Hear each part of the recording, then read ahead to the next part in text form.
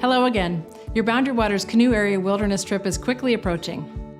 Make sure to go over your itinerary and emergency plan with a friend or a family member who's staying home. They need to know where you're going, when you plan on returning, and what to do in the event you don't return on time. High winds, extreme weather, or other travel conditions can delay return plans.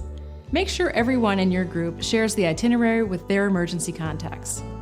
Consider a planning and packing party with your group to go over routes and meal plans.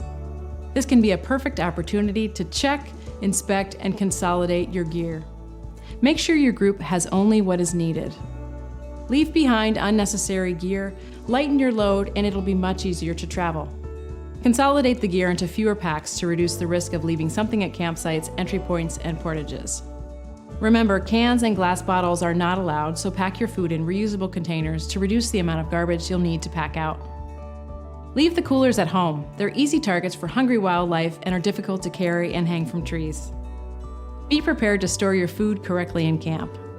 A couple of long ropes with a pulley and a pack or bear-resistant containers will help keep your group, your food, and your camping equipment safe. It also helps protect wildlife such as black bears and pine martens from getting used to consuming human food, which will make them sick. Let's keep the wildlife wild. Bring a camp stove so you don't have to rely on fires for cooking in the event of a fire ban. If you plan on fishing, help stop the spread of invasive species by considering the use of artificial bait. Each year, we are asked to evacuate individuals from the wilderness.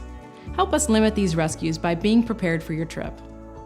Make sure you've got an adequate supply of medications, and if you plan on bringing a satellite phone or similar device, test it and train your group on how to use it before departing. You wouldn't want to be responsible for an unwarranted search and rescue operation. You'll be traveling in a federally designated wilderness area where mechanized equipment and motors, with the exception of select lakes, are not allowed. Equipment like chainsaws, generators, and drones are prohibited in the Boundary Waters. If you plan on bringing a firearm, make sure to review all state and Forest Service regulations. See the trip planner for details. Check the business hours of the ranger station or outfitter where you'll be issued your permit. You can pick it up the day before or the day of your entry into the Boundary Waters.